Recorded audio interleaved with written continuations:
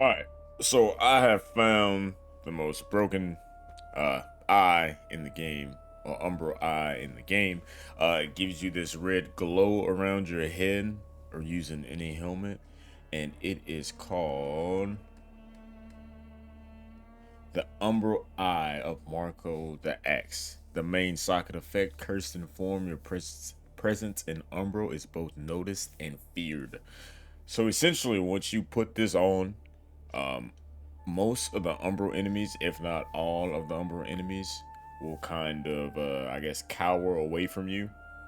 Whenever you turn your back, they'll try to attack you. That I've found. But yeah, and I'll show like a quick clip to show what I mean.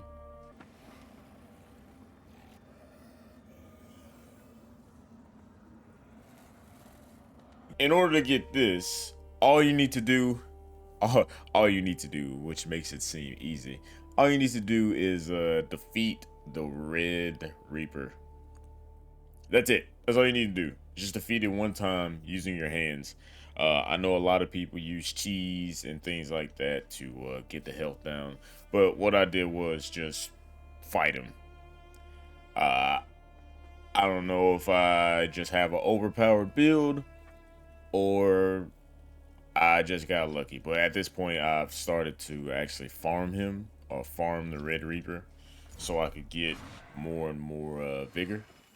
So yeah, as you can see, we're just gonna warp here, which this is the vestige of Shabu or Chabu, however you want to call it, and then we're immediately gonna just go into the Umbral,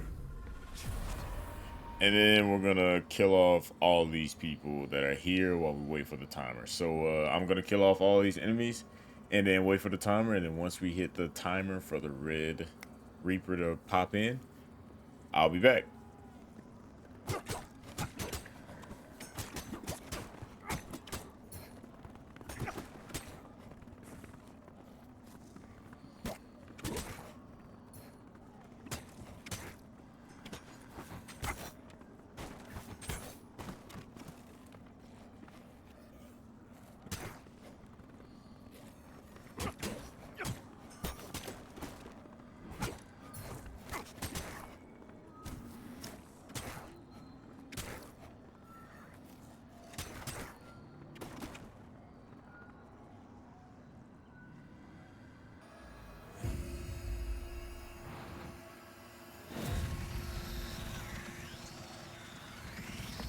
Alright, so now we're just gonna fight the Reaper.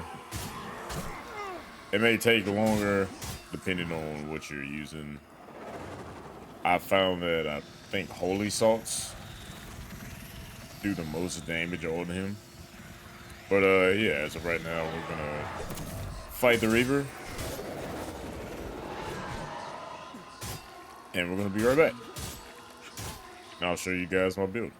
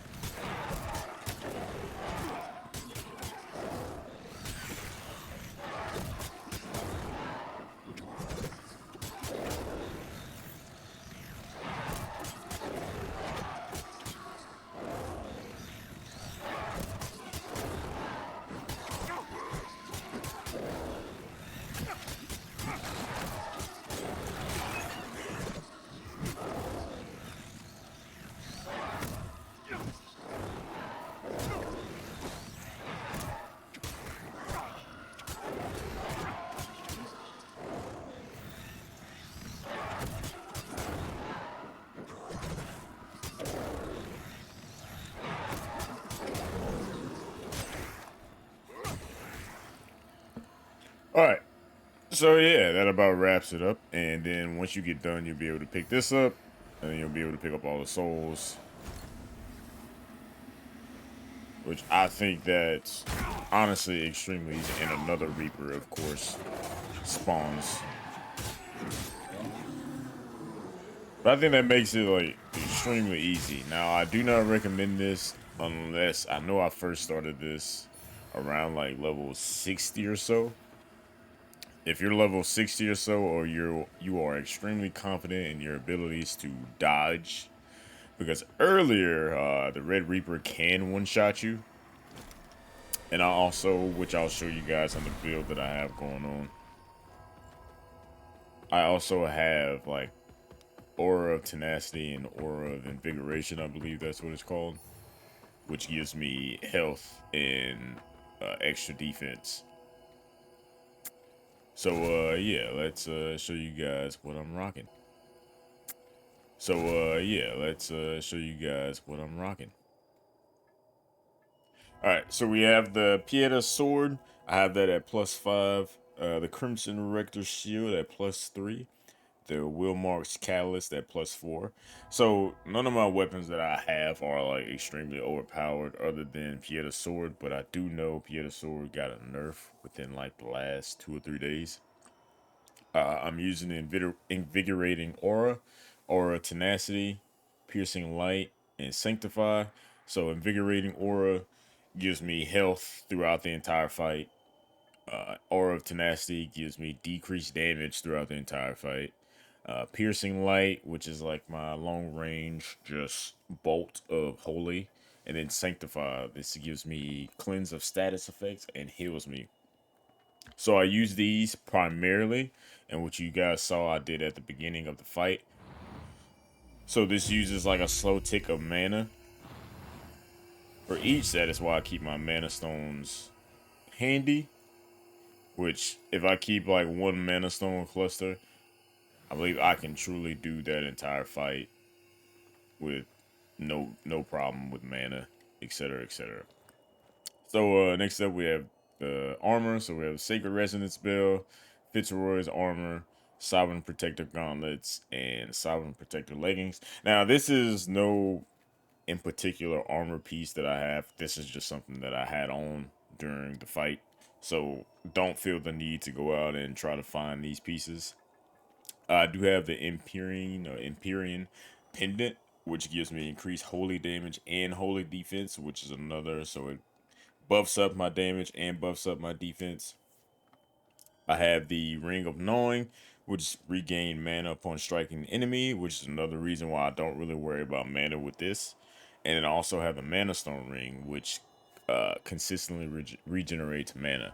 And I also have in the shield, I have a rune that grants me a small amount of mana regeneration.